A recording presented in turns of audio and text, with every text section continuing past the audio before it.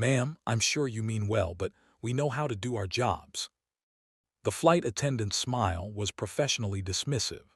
The kind flight crew's perfect after years of dealing with nervous passengers who think every sound means the plane is falling apart.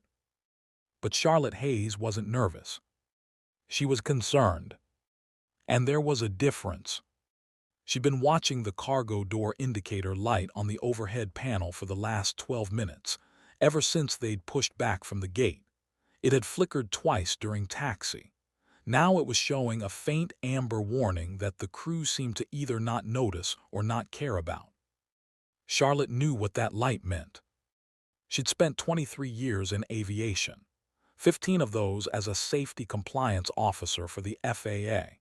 She'd investigated 17 major incidents and hundreds of minor ones. She knew which warnings you could ignore and which ones you absolutely could not. This was the second kind.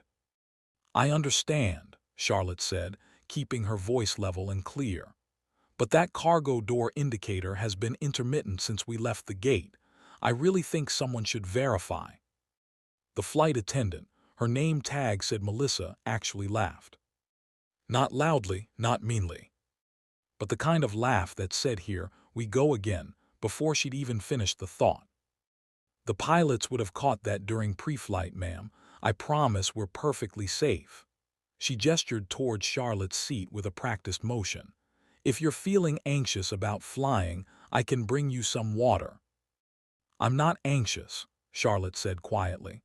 "I'm telling you there's a potential safety issue that needs to be checked before we take off."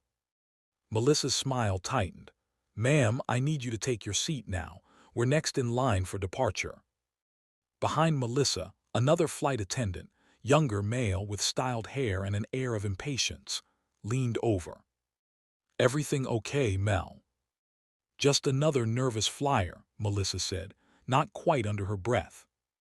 The male attendant looked at Charlotte and smiled sympathetically. "First time flying." Charlotte had logged over 2.4 million miles in the air. She'd been on aircraft during engine failures, hydraulic malfunctions, and one memorable emergency landing in Denver during a microburst. She'd testified before Congress about aviation safety standards. She had her pilot's license, though she rarely mentioned it. But to these two crew members, she was just another anxious black woman who didn't know what she was talking about. "No," Charlotte said evenly. "It's not my first time, but that cargo door indicator is perfectly fine," the male attendant interrupted. "Now, if you could please sit down, we can get everyone to their destination safely." He said it kindly, patronizingly, like he was talking to a child. Charlotte looked past them to the cockpit door, which was still open. She could see the captain's shoulder, the glow of instruments. She could walk up there, explain it directly. But she also knew what would happen. She'd be labeled as disruptive, possibly removed from the flight, possibly banned from the airline. All for trying to point out something that could kill everyone on this plane. So she made a choice. She pulled out her phone and opened her notes app, documented the time 6:47 p.m., the flight number AA2891, the specific indicator light showing intermittent amber, the names of both flight attendants who dismissed her. Melissa noticed. "Ma'am, we're about to take off. You need to put that away and—" "I'm returning to my seat," Charlotte said quietly. She walked back to 12A, sat down and buckled her seatbelt. Then she watched that cargo door indicator like her life depended on it. Because it might. Charlotte Hayes had learned to notice things early. As a child, she'd been the one who saw the crack in the school's ceiling before it collapsed, the one who noticed her grandmother's confused speech patterns 3 months before the stroke, the one who could spot a problem forming while everyone else was still convinced everything was fine. Her father had called it a gift. Her mother had called it anxiety. Her career had called it expertise. She joined the FAA at 26, right out of her master's program in aerospace engineering. started as a junior analyst reviewing incident reports, worked her way up through the ranks until she was leading investigative teams and writing policy recommendations that became federal regulations.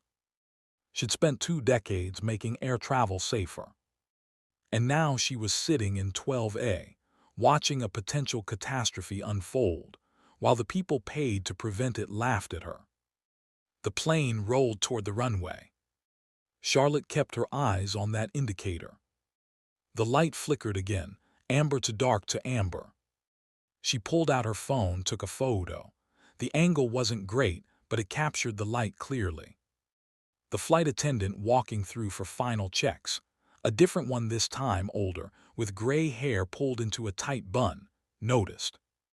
"Ma'am, all devices need to be in airplane mode." "It is," Charlotte said, and stowed for takeoff. Charlotte held the woman's gaze. "I'm documenting a safety concern." The attendant's expression shifted, not to concern, to annoyance. "What kind of safety concern?" "The cargo door indicator has been showing intermittent warnings since we left the gate." The attendant glanced up at the panel, then back at Charlotte. "I don't see anything." "It's intermittent. It was just lit a moment ago." "Ma'am, if there were a safety issue, the pilots would have caught it." "Unless they're not monitoring that specific indicator during taxi," Charlotte said calmly, "which is common. That's why flight attendants are trained to watch for cabin anomalies and report them." The older attendant's jaw tightened. "I've been flying for 18 years. I know my job." "I'm sure you do. I'm just asking you to verify." "Ma'am," the attendant leaned down, voice dropping to a firm whisper. "I'm going to say this once. You need to put your phone away and stop disrupting this flight, or I will have the captain return to the gate and you will be removed. Do you understand?" Charlotte felt the eyes of nearby passengers on her. Felt the familiar weight of being made into a problem for refusing to be silent. She could push, could insist, could demand to speak to the captain. But she also knew how this would play out. She'd be removed. The flight would continue. And if something happened, when something happened, she wouldn't be there to help. So she put her phone in her bag. "Understood," she said quietly. The attendant nodded, satisfied, and moved on.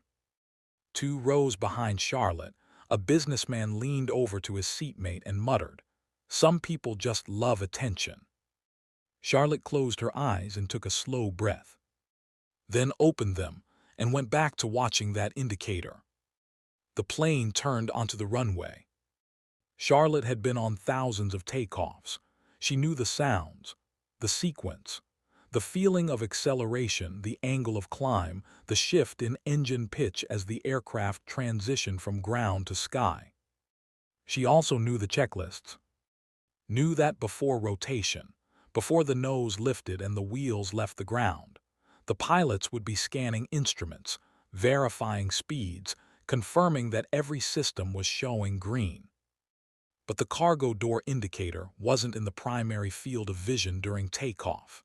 It was on an auxiliary panel, something you'd check during pre-flight and then monitor periodically during flight. If it was showing intermittent warnings during taxi, there was a chance, a real chance, that the door wasn't fully secured. And if it wasn't fully secured, and they pressurized the cabin at altitude. Charlotte didn't let herself finish the thought.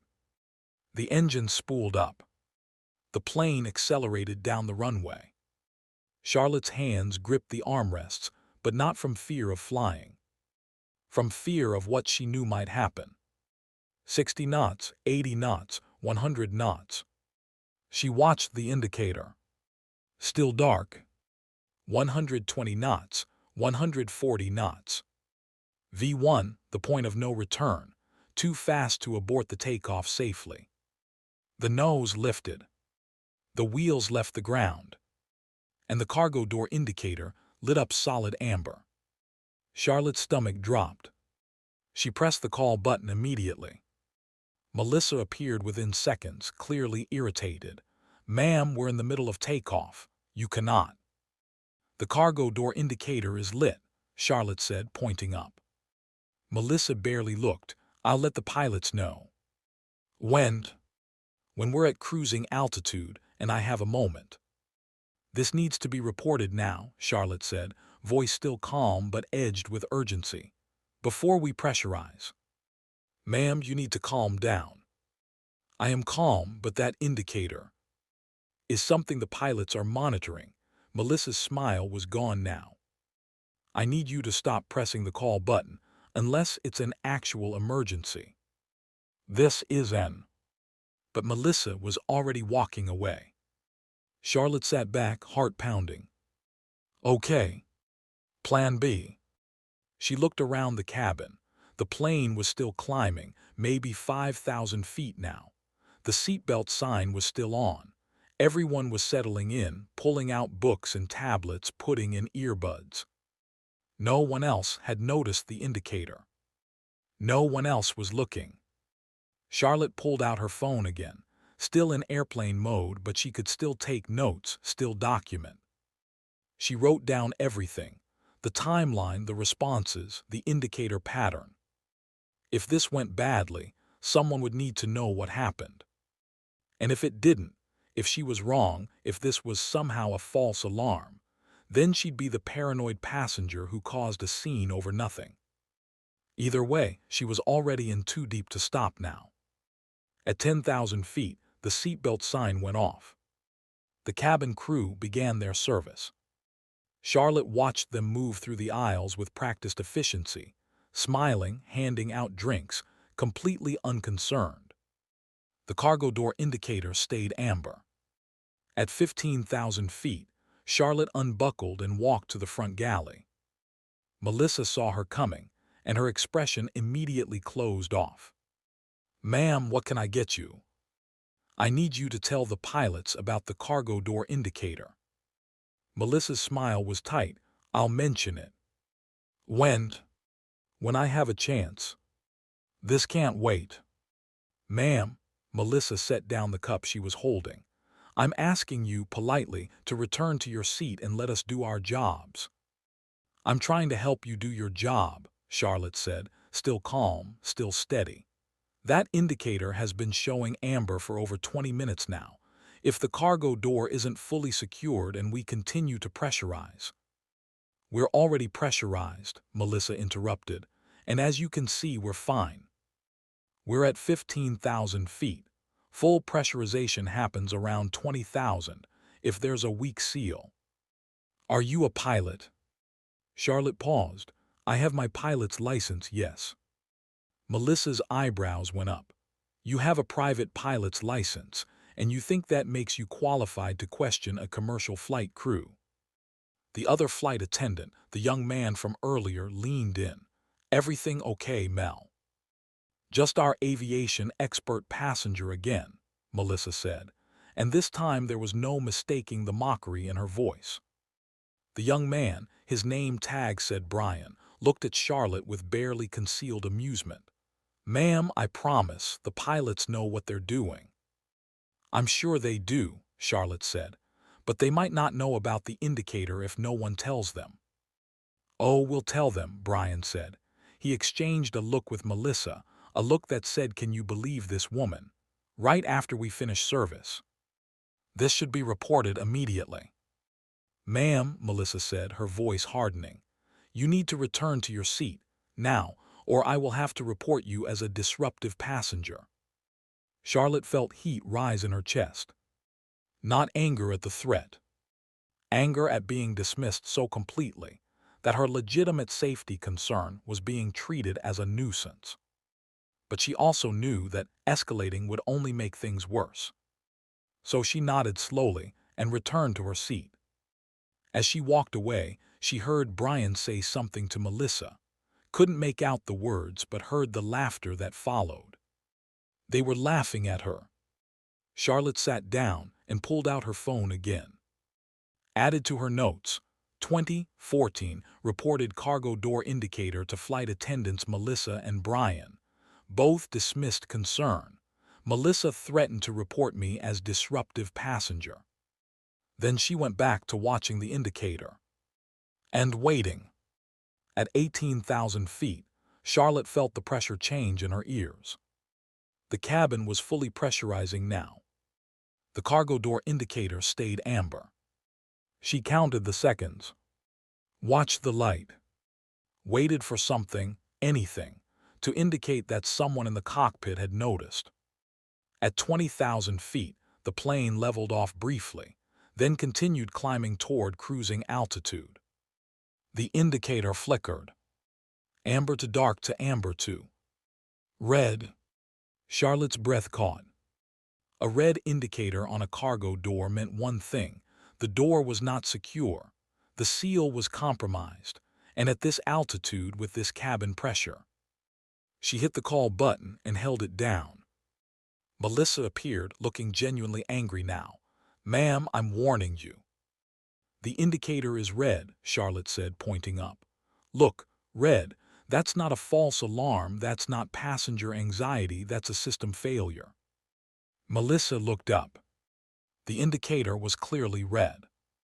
For the first time, uncertainty flickered across her face. I'll check with the pilots." "Do it now," Charlotte said, "and tell them they need to depressurize and descend, if that door fails at altitude." "I know what happens," Melissa snapped. "Just stay in your seat." She disappeared toward the cockpit. Brian noticed the commotion and came over. "What's going on?" Cargo door indicator went red. The older flight attendant, Charlotte still didn't know her name, said quietly. Brian looked up, saw the light, and his face went pale. "Oh shit." He moved quickly toward the cockpit. Charlotte stayed very still, watching, waiting. Around her, passengers were starting to notice the crew's sudden urgency, the shift in energy. The woman next to Charlotte leaned over. "Is everything okay?" "I hope so," Charlotte said quietly.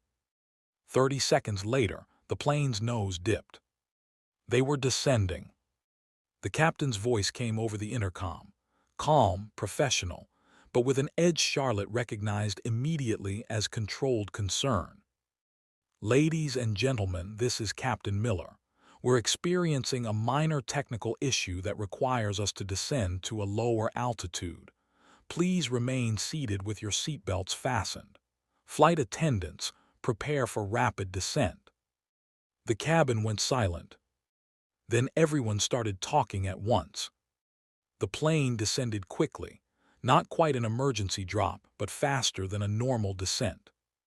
Charlotte felt her ears pop, felt the angle shift. The cargo door indicator stayed red. Melissa came rushing through the cabin, checking seatbelts, securing loose items, her earlier confidence completely gone. When she reached Charlotte's row, she paused. "The pilots are handling it," she said, not quite meeting Charlotte's eyes. "Good," Charlotte said quietly. They said the indicator should have been reported during taxi." "Yes, it should have." Melissa's jaw worked. "I didn't think, I've seen false alarms before and you seemed so." She stopped herself. Charlotte finished the sentence in her head. "You seemed so unlikely to know what you were talking about." "I understand," Charlotte said, "because what else was there to say?" Melissa moved on. The plane continued descending, 10,000 feet, 8,000, 6,000. The pressure in the cabin equalized. The red indicator light flickered, then went dark. Charlotte exhaled slowly. At 5,000 feet, the captain's voice returned. "Folks, we've stabilized the situation. We're going to maintain this altitude and return to the airport. Should have you on the ground in about 20 minutes. Again, this is just a precaution. Everyone remain seated and stay calm." The cabin was anything but calm. People were texting loved ones, praying, a few were crying. Charlotte just sat quietly, hands folded in her lap. Waiting. The plane landed hard. Not a crash, but not the smooth touchdown pilots aim for when they're not under stress. Emergency vehicles were waiting on the tarmac. Fire trucks, ambulances, the full response team. The passengers saw them through the windows, and the crying got louder. But the captain brought the plane to a safe stop, and his voice came over the intercom one more time. Ladies and gentlemen, we're safely on the ground. Emergency crews are here as a precaution. Please remain seated until we're cleared by ground control. 15 minutes later, they were cleared to taxi to a gate. When the seatbelt sign went off, the cabin erupted in applause, the kind passengers give when they're relieved to be alive. Charlotte didn't clap. She just gathered her things and waited. As people filed off, Melissa stopped next to her row. "Ma'am, the captain would like to speak with you." Charlotte nodded, "All right." She waited until the plane was empty, then walked to the front. The cockpit door was open now. Captain Miller stood there, late 50s, graying hair, the kind of weathered face that came from 20,000 hours in the air. His co-pilot, a younger woman with sharp eyes, stood beside him. "You're the passenger who reported the cargo door indicator?" Captain Miller asked. "Yes, sir." He studied her for a long moment. "When did you first notice it?" "During taxi. It showed intermittent amber warnings.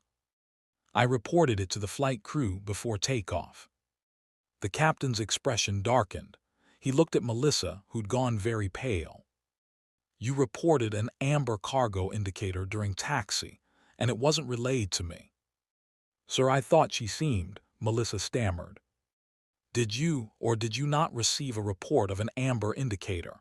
The captain cut in. "I did, but—" "And you didn't think that was worth telling me?" Melissa's eyes filled with tears. "I'm sorry, Captain. I thought she was just a nervous passenger. She kept insisting and I didn't think she knew what she was talking about." The captain closed his eyes briefly, then looked at Charlotte. "What's your background?" 23 years with the FAA, Charlotte said quietly. "Safety compliance officer. I've investigated incidents like this before." The cockpit went completely silent. The co-pilot spoke first. "You're FAA." "Recently retired," Charlotte clarified. "But yes." Captain Miller's face went through several emotions at once. Jesus Christ. He looked at Melissa. "You dismissed a report from an FAA safety officer." "I didn't know," she didn't say. Melissa was crying now. "She shouldn't have had to," the captain said, voice hard. "She reported a technical issue. You're trained to pass those along regardless of who reports them." He turned back to Charlotte.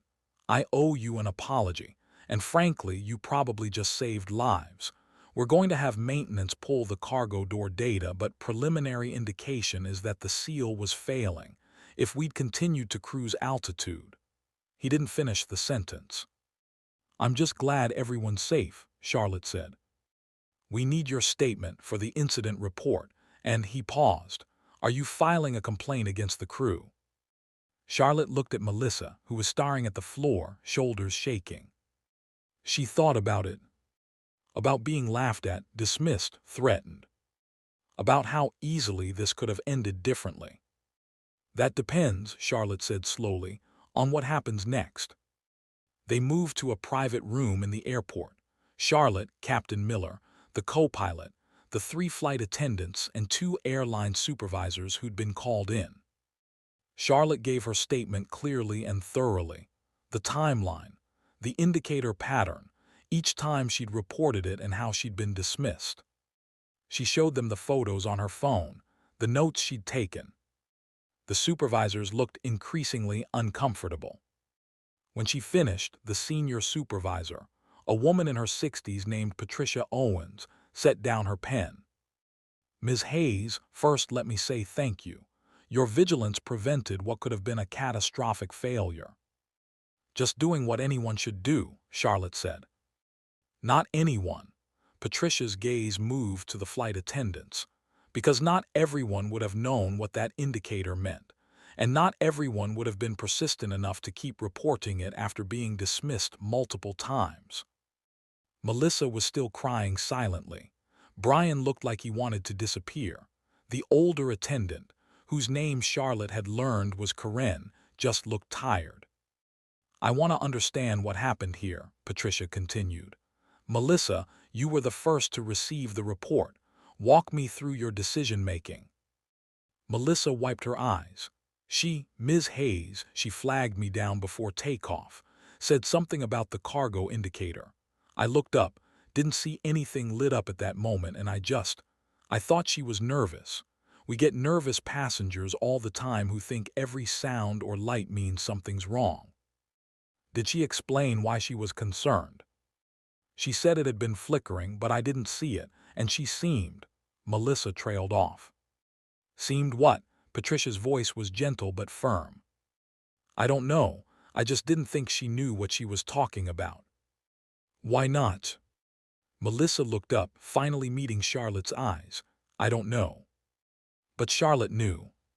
And from the expression on Patricia's face, she knew too. Brian, Patricia said, you also interacted with Ms. Hayes. What was your read? Brian shifted uncomfortably. Same as Melissa, she seemed anxious. And when she said she had a pilot's license, it kind of felt like she was just trying to, I don't know, sound credible. Like people who Google their symptoms and then try to diagnose themselves. But she wasn't diagnosing herself, Patricia said. She was reporting an instrument reading, a factual observation.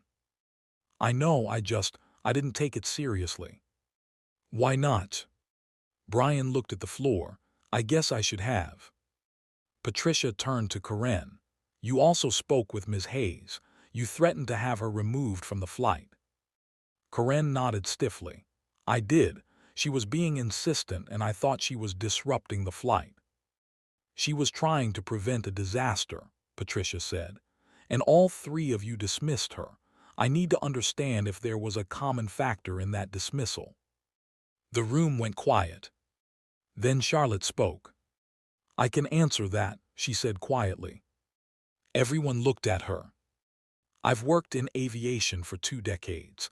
I've been in rooms where I was the only woman, the only black person, often both. And I've learned to recognize when I'm not being heard because of what I'm saying versus who's saying it. She let that settle. I don't think any of these three woke up this morning planning to discriminate. But I also don't think they would have dismissed a middle-aged white man with the same credentials telling them the same thing. Melissa flinched like she'd been slapped. I'm not racist, she said. I didn't even think about. I know, Charlotte said, not unkindly. That's exactly the problem. You didn't think about it. You just made an automatic assumption about my credibility, and that assumption almost killed everyone on that plane. The room went silent again. Over the next 3 hours, Charlotte worked with the airline's safety team and a maintenance crew that had been called in to inspect the aircraft. The cargo door seal had indeed been failing, a manufacturing defect that hadn't shown up during routine inspection, but had begun to degrade under the stress of the flight cycle. If they'd continued to cruise altitude, 39,000 feet, the seal would have catastrophically failed, potentially causing an explosive decompression. Everyone on board could have died. The maintenance chief, a gruff man named Tom Rodriguez, walked Charlotte through the findings. You saved a lot of lives today, Ms. Hayes. I just noticed what should have been noticed during pre-flight. Should have been, yes, but this particular defect was subtle, easy to miss during a routine visual inspection. He showed her the seal. See that microfracture? That's what was causing the intermittent indicator. Under pressure, it would have expanded until the whole seal failed. Charlotte studied the fracture. How many other aircraft have this door model? In our fleet, about 40. We're grounding them all for inspection. Good. Tom looked at her curiously. Melissa said your FAA. I retired 4 months ago. Must be strange, being on the other side. Passenger instead of investigator. It is, Charlotte admitted, but apparently I can't turn off the investigator part. Tom smiled. We should all be grateful for that. Later that evening, after the incident reports had been filed, and the passengers had been reaccommodated on other flights. Patricia Owens found Charlotte in the airline's lounge. "Miss Hayes, do you have a moment?" Charlotte looked up from her coffee. "Of course." Patricia sat down across from her. "I've been with this airline for 32 years. Started as a flight attendant, worked my way up to VP of flight operations. And in all that time, I've seen a lot of incidents, a lot of near misses, a lot of failures that could have been prevented." She paused. "But I've never seen anything quite like what happened today." Charlotte waited. "You identified a critical safety issue, reported it multiple times through proper channels, were dismissed, mocked, and threatened, and you still persisted. That's remarkable." "I was just trying to keep people safe." "I know, but you had to fight to do it, and that fight was harder because of who you are." Patricia met her eyes. "I'm not going to insult you by pretending otherwise." Charlotte nodded slowly. "I appreciate your honesty. The crew's dismissal of your concerns is being investigated. There will be consequences, but I also want to talk about something bigger." "Go on." Patricia leaned forward. "Our crew training clearly failed today. We train flight attendants to watch for safety issues and report them, but we apparently don't train them to take passenger reports seriously when those passengers don't fit a certain profile." "No," Charlotte said, "you don't." "How do we fix that?" Charlotte thought about all the times she'd been dismissed in her career, all the times she'd had to prove herself before her expertise was accepted, all the systems that had failed women like her over and over again. "You need more than a training module," she said finally. "You need cultural change. You need crew members to understand that expertise doesn't look one way, that credible reports can come from anyone, and you need accountability when people's biases lead to safety failures." Patricia nodded. "Would you help us build that?" Charlotte blinked. "What?" "I want to hire you as a consultant. Help us redesign our safety reporting protocols and our crew training. Make sure this never happens again." "I'm retired." "I know, but you still care about aviation safety. I can see it. And frankly, we need someone who understands both the technical side and the human side of what went wrong today." Charlotte looked at her coffee, thinking. She'd retired because she was tired. Tired of fighting to be heard. Tired of being the only one in the room who looked like her. Tired of pushing against systems that resisted change. But this was a chance to actually change one of those systems. To make sure the next black woman who reported a safety concern would be believed the first time. "I'll do it," she said, "but I have conditions." "Name them." "Real authority to make recommendations, direct access to leadership, and a commitment that this isn't just window dressing. You actually implement what we develop." Patricia extended her hand. "Done." They shook on it. 3 days later, Charlotte received a handwritten letter. It was from Melissa. "Dear Ms. Hayes, I've started this letter 12 times, and I still don't know how to say what I need to say. I was wrong about everything. I made assumptions about you that I'm ashamed of. I dismissed your expertise, your experience, and your legitimate safety concerns because I didn't see you as credible. And I'm starting to realize that says more about my biases than it does about you. I keep thinking about what would have happened if you hadn't been persistent, if you'd just given up after I dismissed you. We would have continued to climb, and that door would have failed and people would have died, because I was too arrogant to listen. I'm being suspended pending the investigation. I might lose my job, and honestly, I'm not sure I don't deserve to. But what I want you to know is that I'm doing the work. I've enrolled in implicit bias training on my own. I'm reading books. I'm talking to people who don't look like me about their experiences. I'm trying to understand how I got to a place where I could be so blind to my own assumptions. I don't expect forgiveness. I don't expect anything from you. I just wanted you to know that you changed something in me. Even if I lose this career, I'm going to be a better person because of what happened. Thank you for not giving up. Thank you for saving us. And I'm sorry it was so hard. Melissa. Charlotte read it twice. Then she wrote back. Melissa, thank you for your letter. It takes courage to examine yourself honestly, and I respect that you're doing that work. I don't know what will happen with your job. That's not my decision. But I do know that the aviation industry needs people who can learn from mistakes and grow. What I hope you take from this isn't just guilt, but understanding. Understanding that your assumptions about who knows what can have life-or-death consequences. Understanding that credibility isn't about appearance or expectations, it's about expertise. If you continue in this field, carry that understanding with you. Be the flight attendant who listens to the passenger everyone else dismisses. Be the person who makes the system better. That's the accountability that matters. Charlotte Hayes. Charlotte spent the next 3 months working with the airline.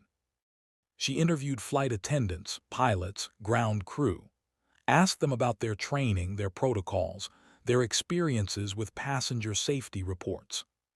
What she found didn't surprise her, but it disappointed her. There was no standardized system for evaluating passenger reports. Everything depended on individual crew judgment, which meant everything depended on individual crew biases. Passengers who looked credible got taken seriously. Passengers who didn't. Charlotte built something better. A simple protocol. Any passenger report of a technical issue gets documented immediately. The report goes to the cockpit regardless of the crew's assessment. Pilots make the final call, not flight attendants.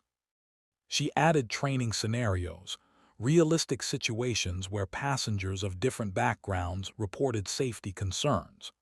Crews had to practice taking every report seriously, regardless of who made it. She created accountability metrics, tracked how often passenger reports were dismissed versus verified, looked for patterns. And she made sure the airline's leadership understood. This wasn't just about avoiding liability. It was about building a culture where safety came before assumptions. The program rolled out 6 months after the incident. A year after the cargo door incident, Charlotte was invited to speak at an aviation safety conference. The topic, When Expertise is Dismissed, Human Factors in Safety Reporting. She stood in front of 300 aviation professionals, pilots, safety officers, airline executives, and told them what happened. Not as a victim story. As a case study. I had 23 years of experience, she said, FAA credentials, a pilot's license, expert knowledge of that specific indicator system, and I still had to fight to be heard. Now ask yourself, what happens when the person trying to report a safety issue doesn't have those credentials? What happens when it's just a regular passenger who notices something wrong? She clicked to the next slide. What happens is that their report depends entirely on whether the crew thinks they look credible, and looking credible is shaped by bias, conscious and unconscious, racial, gender, age, class. She showed them data, statistics on whose safety reports got taken seriously and whose didn't. The patterns were stark. This isn't just a diversity issue, Charlotte said. This is a safety issue, because expertise doesn't have one face, and threats don't wait for you to get over your biases before they become critical. The room was silent. So what do? She continued. We build systems that don't rely on individual judgment to determine whose voice matters. We create protocols that treat every safety report seriously. We train crews to recognize their biases and overcome them. And we hold people accountable when their assumptions put lives at risk. She clicked to her final slide. The airline I consulted with has implemented these changes. In the year since, they've seen a 73% increase in passenger-reported safety observations. Not because there are more problems, because people feel like they'll be heard. and 12 of those reports led to preventing significant incidents. She paused. 12 incidents prevented because someone who might have been dismissed was listened to instead. The applause started slowly, then built. After her presentation, Charlotte was swarmed. Safety officers wanting her protocols. Airlines asking about consulting contracts. Researchers interested in studying the implementation. But the conversation that mattered most came from a young black woman who waited until everyone else had gone. "Ms. Hayes, I'm Jasmine Carter. I'm a first officer with a regional carrier." They shook hands. "I saw what happened to you," Jasmine said quietly. "The incident was in all the safety bulletins, and I just wanted to say thank you, because I've been dismissed too, had captains ignore my safety calls, had mechanics wave off my concerns, and I was starting to think it was just how it was going to be." "It doesn't have to be," Charlotte said. "I know that now because you didn't just survive being dismissed, you changed the system that dismissed you." Jasmine's eyes were bright. "That's the part that matters. That's what gives me hope." Charlotte felt something loosen in her chest. This was why she'd said yes to the consulting work. Not for recognition. For this moment. For this young woman who wouldn't have to fight as hard as Charlotte had. "Keep flying," Charlotte said, "and keep speaking up. The industry needs people like you." "Like us," Jasmine corrected gently. Charlotte smiled. "Yes, like us." Charlotte's consulting work expanded. 3 more airlines hired her, then 5. Then a manufacturers association asked her to develop industry-wide standards. She found herself back in the world she'd left, but from a different angle. Not investigating incidents after they happened, preventing them before they could. And everywhere she went, she heard the same stories. Women whose safety concerns were dismissed as emotional overreaction. People of color whose expertise was questioned despite their credentials. Older workers whose experience was waved off as out of touch. Young workers whose observations were ignored as naive. The pattern was universal. And it was killing people.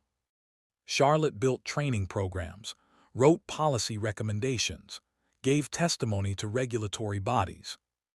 She became known in the industry, not as the passenger who'd been dismissed, but as the expert who'd transformed that dismissal into systemic change. 2 years after the incident, the FAA adopted several of her protocols as recommended best practices for all commercial carriers. The announcement came during a press conference. The FAA administrator specifically mentioned Charlotte's work. "Ms. Hayes identified a critical gap in our safety culture, the assumption that credibility comes from appearance rather than observation. Her protocols have been implemented by 62 carriers and have contributed to preventing an estimated 37 significant incidents. The aviation industry is safer because she refused to be silent." Charlotte watched from the audience. Felt pride, yes, but also sadness for all the times she'd had to prove herself before anyone would listen. After the press conference, a reporter approached her. "Ms. Hayes, how does it feel to know your experience led to industry-wide change?" Charlotte thought about that. "It feels necessary," she said finally, "but it shouldn't have been. The system should have listened the first time. I shouldn't have had to fight to report a safety issue. And the fact that it took a near disaster to make people take bias seriously. That's the part we still need to fix." What would you say to other women, particularly women of color, working in fields where they're constantly underestimated? Charlotte looked directly into the camera. "I'd say your expertise is real, even when people question it. Your observations matter, even when people dismiss them. And your persistence can change systems, even when it feels like you're shouting into the void." She paused. "But I'd also say you shouldn't have to be extraordinary to be believed. That's what we're working to change. so that competence is enough, so that being right is enough, so that the next generation doesn't have to fight the same battles we did. 3 years after the incident, Charlotte got an email from Captain Miller.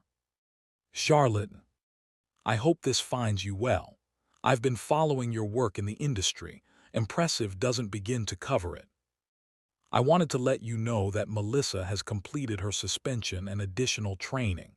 She's back flying, and from what I hear, she's become one of the most safety-conscious flight attendants in the system. She takes every passenger report seriously, no matter who it comes from. I thought you'd want to know that she learned, really learned. Also, I'm retiring next month, 28 years in the cockpit, and I keep thinking about that flight, how easily it could have ended differently, how your persistence saved not just those passengers but my career, my peace of mind, my life. Thank you for not giving up on us, even when we'd given up on listening to you. If you're ever in Dallas, dinner's on me. Tom Miller. Charlotte read it sitting in her office, the home office she'd set up when the consulting work had expanded beyond what she could do part-time. She wrote back, Tom, congratulations on your retirement. You've earned it. I'm glad to hear about Melissa. Growth is what matters, not punishment but actual change. And thank you for listening, eventually. Better late than never in that case. I'll take you up on that dinner next time I'm in Dallas. Fair skis. Charlotte. Charlotte started getting requests from young professionals. People who'd heard her speak or read about her work. People who wanted advice on how to navigate being dismissed, underestimated, overlooked. She couldn't respond to everyone, but she started a quarterly online session, Expertise and Advocacy in Aviation, where she talked about her experiences and answered questions. The attendance grew every quarter. On one session, a young South Asian woman asked, how do you stay calm when people are dismissing you? Don't you want to just scream at them? Charlotte smiled. Every single time. But screaming gives them an excuse to dismiss you even further. They can say you're hysterical, emotional, unprofessional. And suddenly the conversation isn't about the safety issue. It's about your tone. So what do you do instead? You document everything.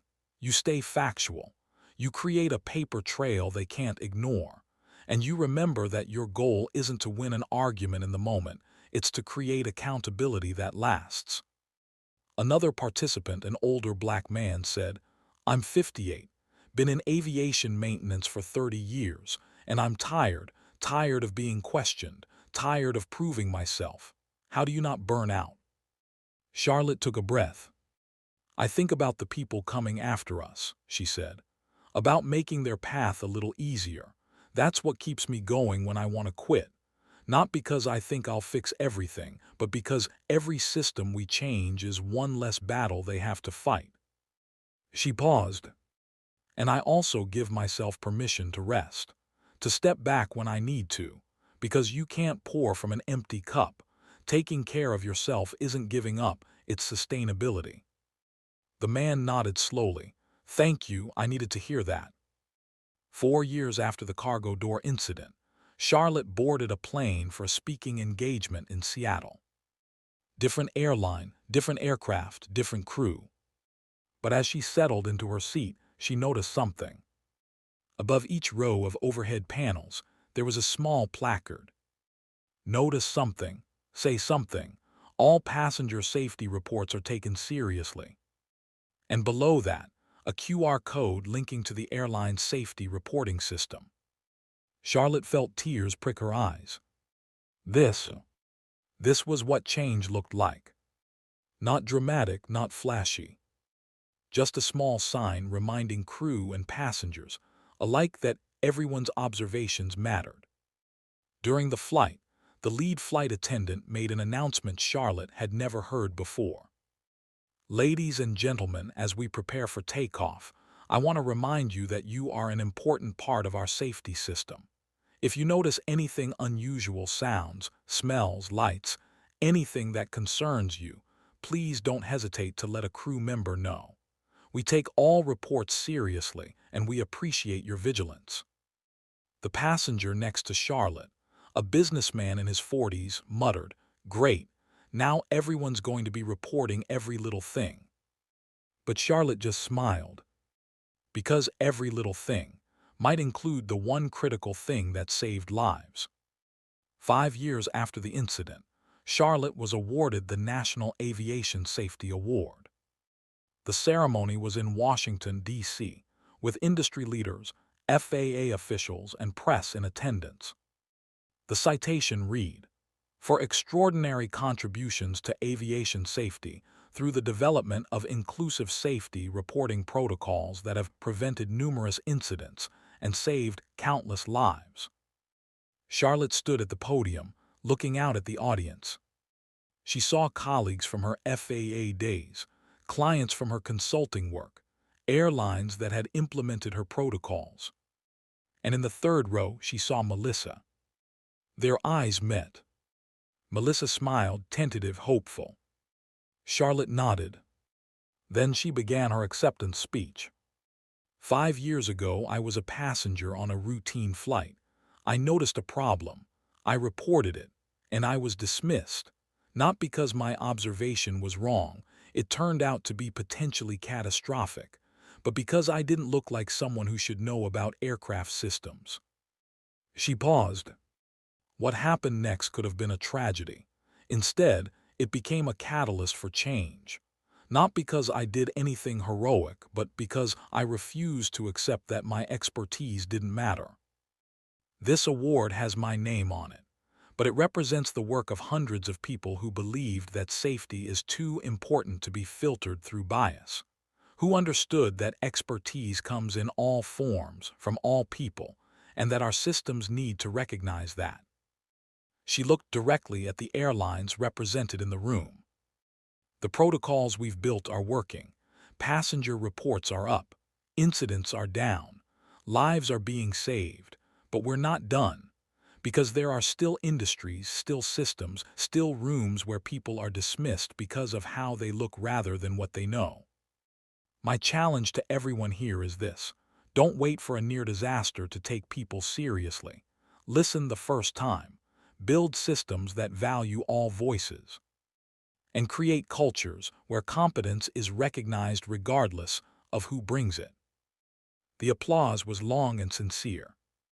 After the ceremony, Melissa approached. "Ms. Hayes, I don't know if you remember me." "I remember," Charlotte said gently. "I just wanted to say, I'm glad you're getting recognized. You deserve it, and I'm grateful that you didn't let what I did stop you from doing this work." Charlotte studied her. "How have you been?" "Better, different. I'm teaching now, actually. Part of the new crew training program. I talk about what happened, about my biases, about how I almost caused a disaster because of my assumptions. That takes courage." "It's the least I can do." Melissa hesitated. "I know I can't undo what happened, but I'm trying to make sure it doesn't happen to anyone else." "That's all anyone can ask," Charlotte said. They shook hands. And for the first time since that flight, Charlotte felt something like closure. 6 years after the incident, Charlotte was invited to speak at an aviation university. She walked into a lecture hall filled with students, future pilots, mechanics, safety officers, airline executives. The diversity in the room would have been unthinkable when she'd started her career. Women of all backgrounds, people of color, different ages, different experiences. The future of aviation. Charlotte told them the cargo door story. But she focused less on what happened and more on why it happened. "Bias isn't always conscious," she explained. "The flight attendants who dismissed me weren't twirling their mustaches thinking about how to discriminate. They were making quick judgments based on patterns they'd learned. Patterns that said expertise looks a certain way." She clicked through slides showing research on implicit bias, pattern recognition, and decision-making under pressure. "The problem is that those patterns are often wrong. They're based on who's historically had access to certain roles, not on who's actually qualified. And in safety-critical industries, wrong patterns kill people. A student raised her hand, a young Latina woman. So how do we fix our own biases? You start by acknowledging you have them, Charlotte said. Everyone does. It's not about being a bad person. It's about being a human with a brain that takes shortcuts. The key is learning to question those shortcuts. She pulled up a new slide. Ask yourself, would I be making this judgment if this person looked different? Am I dismissing this concern because of the content or because of the source? What evidence do I actually have for my assumption? Another student, a young black man, asked, what do we do when we're the ones being dismissed? Charlotte softened her voice. You stay calm, you document, you persist. You find allies who will amplify your voice. And you remember that being dismissed doesn't mean you're wrong, it means the system is failing. She paused. But you also take care of yourself, because fighting to be heard is exhausting. You don't have to fix every system by yourself. Sometimes the most radical thing you can do is survive with your dignity intact. 7 years after the incident, Charlotte got a call from an unknown number. She almost didn't answer, but something made her pick up. Is this Charlotte Hayes? Yes. Ms. Hayes, this is Robert Chen. You don't know me, but I was a passenger on flight AA2891, the cargo door flight. Charlotte went still. Oh. I've been trying to find you for years, to say thank you. That's not necessary. It is, actually, because I was one of the people who heard you trying to warn the crew. I was sitting close enough to hear that flight attendant laugh at you, and I didn't say anything. I just sat there and assumed she knew better. His voice cracked slightly. I have 2 daughters.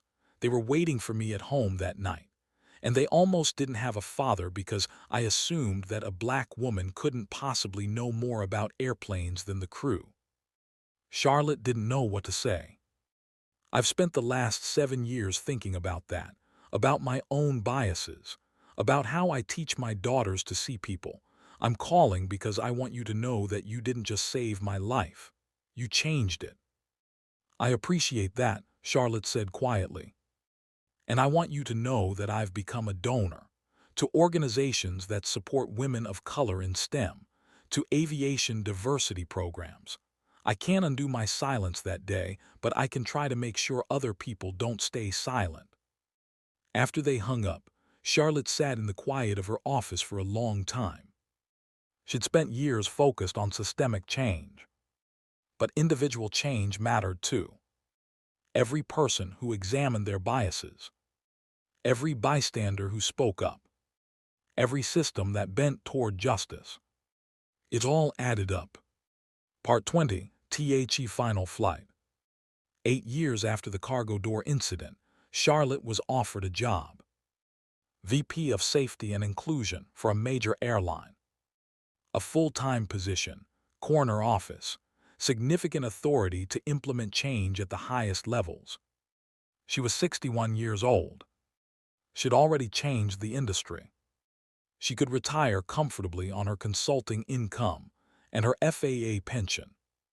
But this was a chance to embed everything she'd learned into the daily operations of an airline, to make inclusion and safety inseparable, to mentor the next generation from the inside. She took the job. On her first day, she walked through the operations center, the crew lounges, the maintenance hangars, introduced herself to people at every level, and made one thing clear: my door is always open. If you see something, if you're concerned about something, if you're being dismissed, come to me. I will listen. 3 months into the role, a young flight attendant, a black woman named Kiera, knocked on her door. Ms. Hayes, do you have a minute? Always. Kiera sat down nervously. I reported a pressurization issue during pre-flight yesterday. The captain checked it and said it was fine, but I'm still concerned. The gauge was reading just slightly off normal, and I know that can mean. You did the right thing reporting it, Charlotte interrupted gently. And I'm going to make sure it gets a second look. Give me the flight number.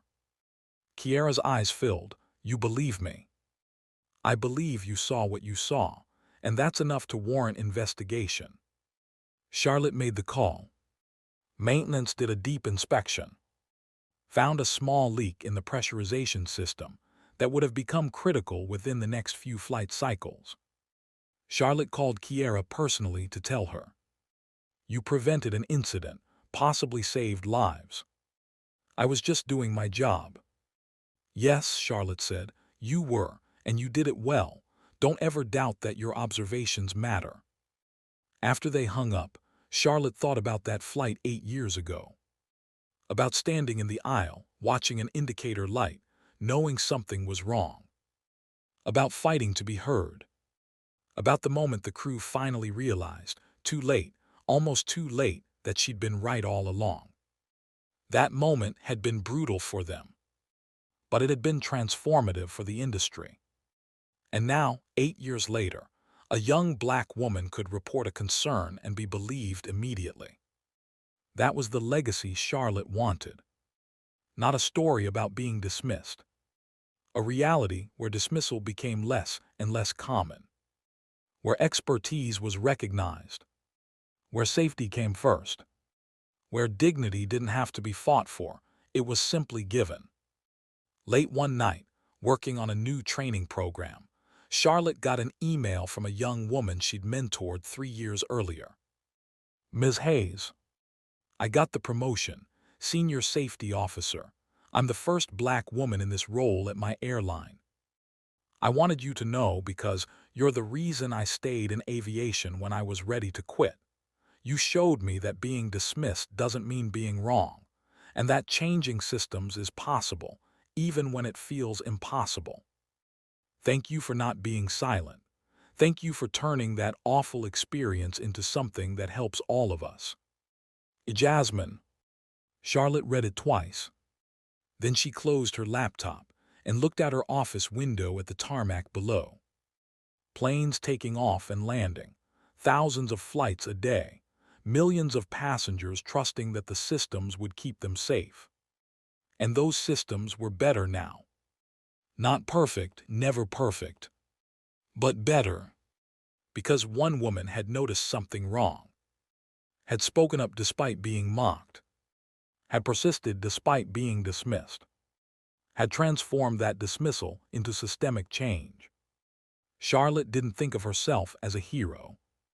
She thought of herself as someone who'd done what needed to be done, who'd stayed calm when she wanted to scream, who'd documented when she wanted to give up, who'd built something lasting instead of just winning an argument. That was the power of quiet competence, not in being louder than the laughter, but in being more persistent than the dismissal, not in proving your worth in the moment, but in creating systems where worth didn't have to be proven, not in making people feel bad for their biases, but in making it impossible for those biases to cause harm. That was the work. The slow, steady, unglamorous work of changing culture one policy at a time, of training one crew at a time, of mentoring one young professional at a time, of building a world where the next black woman who noticed something wrong would be heard the first time. Charlotte had been laughed at, but she'd had the last word. Not through confrontation, through competence, through persistence, through patience, and through the absolute certainty that dignity didn't require anyone's permission. If Charlotte could leave one message for every woman who'd ever been dismissed, it would be this.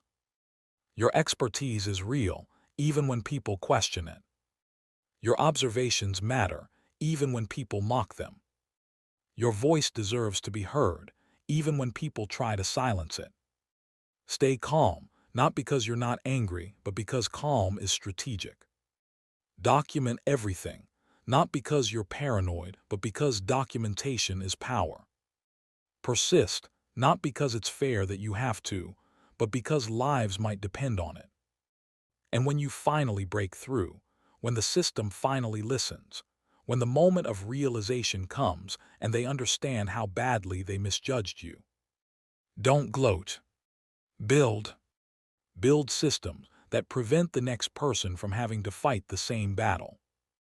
Build cultures that recognize expertise regardless of packaging. Build futures where competence is enough. That's how you transform being laughed at into lasting change.